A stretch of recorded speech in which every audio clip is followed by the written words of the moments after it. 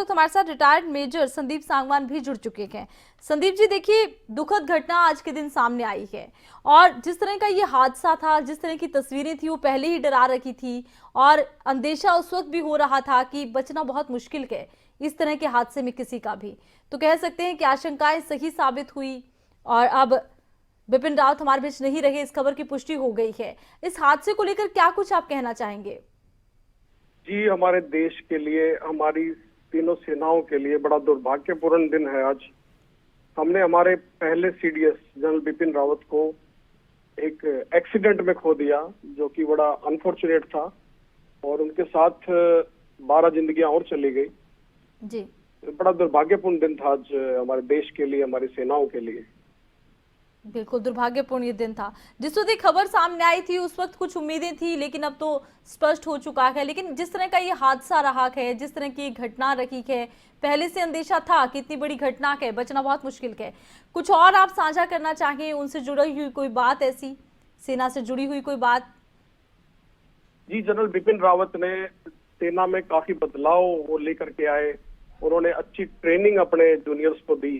जी, तो उन लोगों से हम यही उम्मीद करेंगे कि जो उन्होंने रास्ता दिखाया उस रास्ते पे आगे बढ़े और सेना को आगे लेकर के जाए।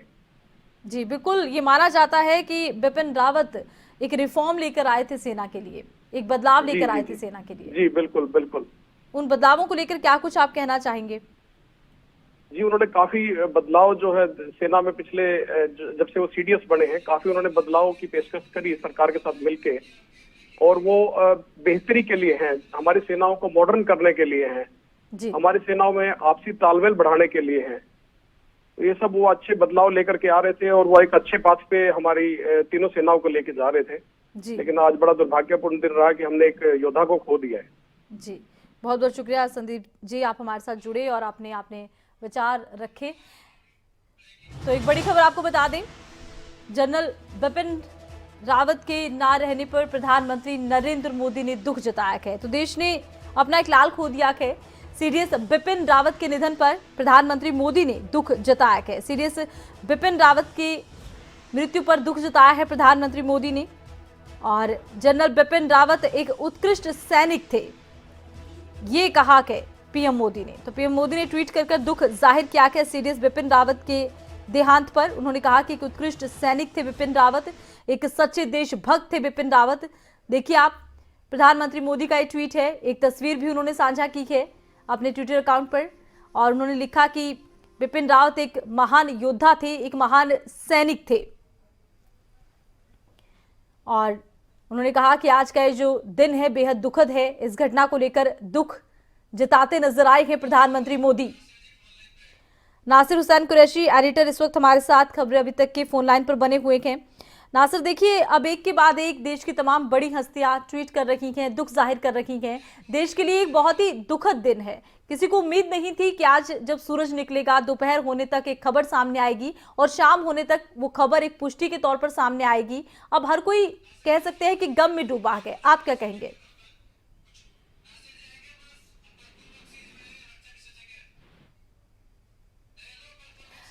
और इस वक्त रक्षा विशेषज्ञ प्रफुल्ल बख्शी भी हमारे साथ फोन लाइन पर जुड़े हैं। प्रफुल्ल बख्शी जी, स्वागत है आपका खबरें अभी तक पर। एक बार फिर से नासिर का रुख करते हैं। तो देखिए, सीडीएस बिपिन रावत का निधन हुआ है, पुष्टि आज हो चुकी है। शाम होते होते दोपहर को एक खबर सामने आई थी।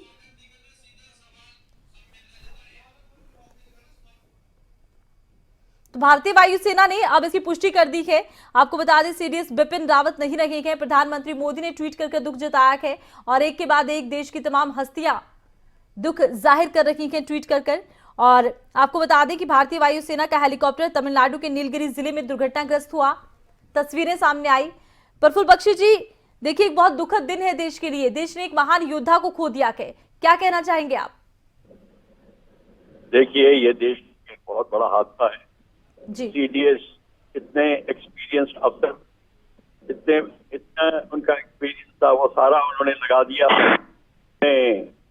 स्थापना करी इंटीग्रेटेड बैटल ग्रुप्स की, थिएटर कमांड की और joint training, joint operation, joint planning, और ये बहुत भरसक प्रयत्न के बाद इंडियन गवर्नमेंट ने ये स्टेप्स हासिल किए और आगे बहुत कार्यक्रम था, और इस समय उनका जाना भारत के लिए बहुत भारी पड़ेगा।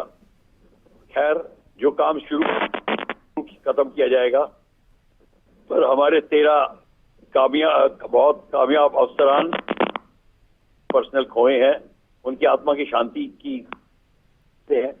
ये मैं बता दूं कि ये जो नुकसान हुआ है उसका पूरा करना, भरपूर भरना बहुत मुश्किल है। बिल्कुल बहुत मुश्किल है। देश ने अपने पहले सीडीएस को खोया है। और देखिए प्रफुल्ल बख्शी जी, सीडीएस बिपिन रावत को उन रिफॉर्म्स के लिए भी याद किया जाएगा जो उन्होंने सेना के लिए किए हैं। क्या कहेंगे आप? सेना के लिए रिफॉर्म्स किए, किस तरीके से सबने मिलके, और हर जगह उनका योगदान था। सिक्योरिटी, नेशनल सिक्योरिटी के अंदर तहत हर जगह पे तरीके का कामयाबी जो उन्होंने हासिल की वो वाकई में सराहनीय है, और जो उन्होंने वाकई में सराहनीय है। जी, बहुत बहुत शुक्रिया, आप जुड़े खबरें अभी तक से। और इस वक्त उत्तराखंड से बीजेपी प्रदेश अध्यक्ष मदन कौशिक हमारे साथ फोन लाइन पर जुड़ चुके हैं। मदन कौशिक जी, सीडीएस बिपिन रावत नहीं रखे गए, एक ऐसा हादसा हुआ जिसने देश से एक महान वीर सपूत को छीन लिया है, क्या कुछ आप कहना चाहेंगे इस मौके पर? देखिए, सीडीएस जनरल रावत का इस प्रकार से निधन जी निश्चित रूप से देश के लिए एक बहुत बड़ी भारी क्षति है। जनरल बिपिन रावत ने जिस प्रकार सेना को उत्कृष्ट और आधुनिक बनाने का बीड़ा अपने हाथ में लिया था, जी आज दुनिया की सर्वश्रेष्ठ सेनाओं में से एक भारत की सेना को जिस प्रकार उन्होंने आधुनिक किया, जी हमेशा वो इस चीज के लिए पैरवी करते ही रहे, तो सारे काम को करने में उनका महत्वपूर्ण योगदान रहा है। और हमेशा उन्होंने कहा कि जब पाकिस्तान के साथ स्थिति थी तब उन्होंने कहा कि पहली गोली हम नहीं चलाएंगे, लेकिन बाद में गोली गिनेंगे भी नहीं। इस प्रकार उसने पूरे बिल्कुल अपने बेबाक बयानों के लिए भी याद किए जाएंगे सीडीएस बिपिन रावत, और जो उन्होंने सेना में रिफॉर्म किए हैं उनके लिए भी याद किए जाएंगे। कोई एक किस्सा, कोई और बात आप साझा करना चाहें उनसे जुड़ी हुई? हमेशा उत्तराखंड में आकर वो युवाओं को प्रेरित करते थे और युवाओं के प्रेरणा के रूप में रहते थे। हमेशा अभी भी जब आते तो गांव में जाना, गांव के नवयुवकों के साथ बातचीत करना, लंबी बातचीत करना, तो यही सबसे बड़ा कारण है कि उत्तराखंड में जनरल रावत ने किस प्रकार से युवाओं को प्रेरित करते हुए और अनेक सेना के प्रति उनको एक आकर्षण इस प्रकार से रहा है। जी तो ये बहुत बड़ी क्षति हमारे देश की है। मैं अपनी ओर से, दल की ओर से श्रद्धांजलि अर्पित करता हूँ। जी, बहुत बहुत शुक्रिया मदन कौशिक जी, आप खबरें अभी तक से जुड़े, आपने अपनी बात रखी।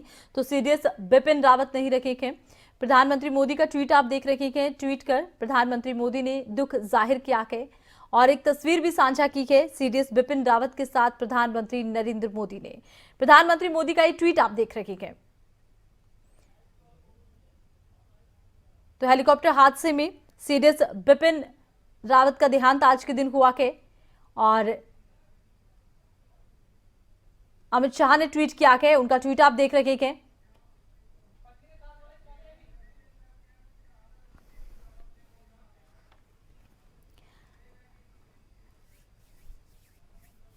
तो 63 साल की उम्र में जनरल रावत 2019 में देश के पहले चीफ ऑफ डिफेंस स्टाफ बने थे और इस वक्त जब उन्हें सीडीएस बनाया गया था उनके मन के भाव क्या थे, एक बार उन पलों को भी याद कर लेते हैं।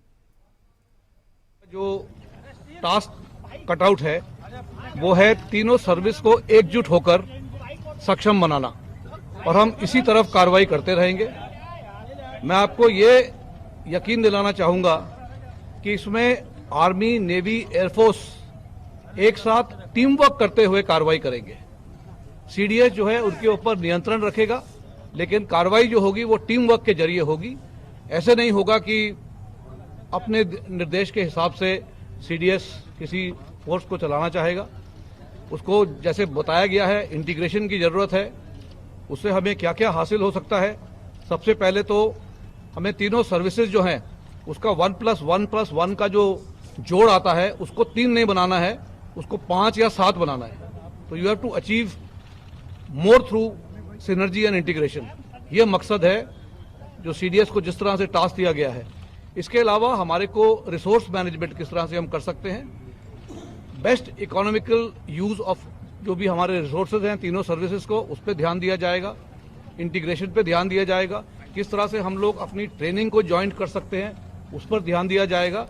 इसके अलावा मैं आपको ये बताना चाहूँगा कि जो प्रोक्योरमेंट प्रोसीजर है उसमें हम किस तरह से यूनिफॉर्मिटी ला सकते हैं, किस तरह से हम जो हमारे सिस्टम्स हैं बीच में इंटीग्रेट कर सकते हैं, ताकि आर्मी, नेवी और एयरफोर्स आपस में एक दूसरे के साथ तालमेल के साथ काम कर सकें। जहां तक अभी तक मुझे जानकारी हुई है, ये सीडीएस को टास्क दिया गया है। आगे जो टास्क मिलेगा जब उन्हें सीडीएस बनाया गया था और इस वक्त फोन लाइन पर हरियाणा कैबिनेट मिनिस्टर रणजीत सिंह हमारे साथ जुड़ चुके हैं। रणजीत सिंह जी, देश ने आज एक महान योद्धा को खो दिया है। सीडीएस बिपिन रावत अब हमारे बीच नहीं रखे हैं, क्या आप कहना चाहेंगे इस मौके पर? देश के लिए और आर्मी के लिए हमारा बहुत बड़ा लॉस है। एक बहुत अच्छे जनरल थे। अब किस तरीके की घटना हो जाए इसका तो कोई कह नहीं सकते, ये तो ईश्वर के हाथ होता है। कई बार बहुत पहले भी हमारे एक बार आर्मी के तीनों सीनियर ऑफिसर इकट्ठे थे, तब ये ऐसी घटना हो गई थी। एक बार मोरारजी भाई प्राइम मिनिस्टर होते थे, तब पायलट ने उन्हें बचा दिया था। अब कह नहीं सकते इनका किस वक्त प्लेन में क्या हो जाए, और ये बहुत बड़ी ट्रेजेडी है, देश को नुकसान है और पर्सनली सभी को मैं समझता हूँ ये नुकसान की बात है। बहुत खाली अफसोस ही कर सकते हैं कि एक दुखद घटना थी। जी चलिए रणजीत सिंह जी, आप हमारे साथ जुड़े और आपने अपनी बात रखी। उत्तराखंड कैबिनेट मिनिस्टर बंशीधर भगत भी इस वक्त हमारे साथ फोन लाइन पर जुड़ चुके हैं। बंशीधर जी, देश ने बिपिन रावत जैसे एक महान योद्धा को खो दिया है, इस मौके पर आप क्या कहना चाहेंगे? निश्चित रूप से सीडीएस बिपिन रावत जी एक बहुत बड़े देशभक्त अफसर थे और उत्तराखंड से तो विशेष रूप से उनका लगाव था, क्योंकि उत्तराखंड से वो थे। जी। मैं उनको उत्तराखंड का ही नहीं मानता बल्कि पूरे देश का मानता हूँ। जी। और उनके से अचानक चले जाने से जो क्षति देश को और उत्तराखंड प्रदेश को हुई है उसका शब्दों में बयान नहीं किया जा सकता। बहुत ही हृदय विदारक कष्ट, असहनीय कष्ट, अपूर्ति क्षति ये हुई है। इसके लिए मैं उनको शोक श्रद्धांजलि देता हूं और परमपिता परमेश्वर से प्रार्थना करता हूं कि उनको और उनकी पत्नी को अपने सिर चरणों में स्थान दे। जी देखिए, सीडीएस बिपिन रावत उत्तराखंड के रहने वाले थे, उत्तराखंड उनका आना जाना लगा रहता था। उनके साथ कोई किस्सा हो, कोई उनकी बात हो जो आज आप बताना चाहते हो? देखिए, सीडीएस जी उत्तराखंड में रहते थे जी। लेकिन मेरा कोई व्यक्तिगत संबंध कभी नहीं आया, कभी कोई ऐसी घटना नहीं घटी जिससे मैं उनके बारे में कुछ कहूँ। लेकिन इतना है कि जो सुना है, जो पढ़ा है, वो अपने आप में काफी है, पर्याप्त है और बहुत ही ज्यादा देशभक्त और उत्तराखंड के लिए बहुत बड़ी क्षति, देश के लिए बहुत बड़ी क्षति इनके जाने से हुई। बिल्कुल, उत्तराखंड के लिए बहुत बड़ी क्षति है, देश के लिए बहुत बड़ी क्षति है। बहुत बहुत शुक्रिया बंशीधर जी, आप जुड़े खबरें अभी तक के साथ। तो सीडीएस बिपिन रावत नहीं रहे, आज एक विमान हादसा हुआ, उसके बाद की तस्वीरें सामने आई। तस्वीरें डरा देने वाली थी और शाम होते होते एयरफोर्स की तरफ से पुष्टि कर दी गई कि सीडीएस बिपिन रावत इस हादसे में नहीं बच सके और उनके साथ उनकी पत्नी भी थी और कुल 14 लोग थे जो उस हेलीकॉप्टर में सवार थे। आपको बता दें कि MI-17V5 एक बहुत ही सुरक्षित हेलीकॉप्टर माना जाता है। वीवीआईपी यात्राओं के लिए इसे इस्तेमाल किया जाता था। अचानक से ये हादसा हुआ। हादसे के बाद की डरा देने वाली तस्वीरें सामने आई और उसके बाद सीडीएस बिपिन रावत नहीं रहे, इस बात की पुष्टि खुद एयरफोर्स ने की है। और एक ऐसी घटना थी जिसने हर किसी को डरा दिया। दोपहर तकरीबन 12:20 पर एक खबर सामने आई कि हेलीकॉप्टर दुर्घटनाग्रस्त हुआ है। जंगल के इलाके में हेलीकॉप्टर गिर गया, हेलीकॉप्टर में आग लग गई और जो तस्वीरें सामने आई थी वो डरा रखी थी। तस्वीरें बता रही थी कि किसी का भी ऐसे हादसे में बचना बहुत मुश्किल है, क्योंकि हेलीकॉप्टर में आग लग गई थी। हेलीकॉप्टर का मलबा हटाया जा रहा था और भारतीय वायुसेना ने सीडीएस बिपिन रावत की निधन की खबर की पुष्टि की है। गौरतलब है कि 63 साल की उम्र में जनवरी 2019 में वो भारत के पहले चीफ ऑफ डिफेंस स्टाफ बने थे। इस दौरान उन्होंने कहा था कि तीनों सेनाओं को मिलजुल कर काम करना होगा और सेना के लिए उन्होंने कई रिफॉर्म पर बातचीत की। सेना के कई ऐसे रिफॉर्म वो लेकर आए जिसके बाद माना गया कि उन्होंने भारतीय सेनाओं को और ज्यादा सशक्त किया है। उत्तराखंड के रहने वाले थे और एक बड़ा गहरा लगाव था उन्हें उत्तराखंड से, अक्सर उत्तराखंड आते जाते रहा करते थे। बीजेपी प्रदेश अध्यक्ष ओपी धनखड़ इस वक्त हमारे साथ फोन लाइन पर जुड़ चुके हैं। ओपी धनखड़ जी, देश ने सीडीएस बिपिन रावत को खो दिया है, दुख की इस घड़ी में आप क्या कहना चाहेंगे? कि पूरा देश स्तब्ध है उनके जाने से। एक तरह से नेतृत्व कर रहे थे, हमारी तीनों सेनाओं के इकट्ठे कमांड के वो बने थे। पहली बार ये प्रयोग हुआ था देश में, और देश उनके नेतृत्व में अपने आप को सुरक्षित महसूस करता था जी। उनका असामयिक जाना एक सबके लिए स्तब्ध कर देने वाली घटना है। बिल्कुल, सारा देश अभी उससे उभर नहीं पाया है। उनके साथ और कई अधिकारी और पीएसओ थे। मैं अपनी विनम्र श्रद्धांजलि अर्पित करता हूँ हरियाणा भारतीय जनता पार्टी की ओर से भी, खुद की ओर से भी, और सारे देश के साथ इस दुख की घड़ी में मैं साथ खड़ा हूँ। सबसे बड़ा झटका पूरी सेना के लिए भी है और उनके परिजनों के लिए भी है, क्योंकि उसमें एक आदर्श से लीडरशिप देखते थे सेना के लोग भी उनके अंदर जी। और देश के लोग भी उन पर एक भरोसा करते थे एक अच्छे अफसर की तरह से। उनका जाना वास्तव में हम सबको एक झटका दे गया है, और ऐसे समय पर यह हुआ है कि जिसकी कोई कल्पना नहीं कर पा रहा था। बिल्कुल, कोई कल्पना भी नहीं कर पा रहा था कि ऐसा कोई हादसा होगा। अचानक से हादसा हुआ, हादसे की डरा देने वाली तस्वीरें सामने आई। सीडीएस बिपिन रावत का जाना कितनी बड़ी क्षति मानते हैं आप सेना के लिए?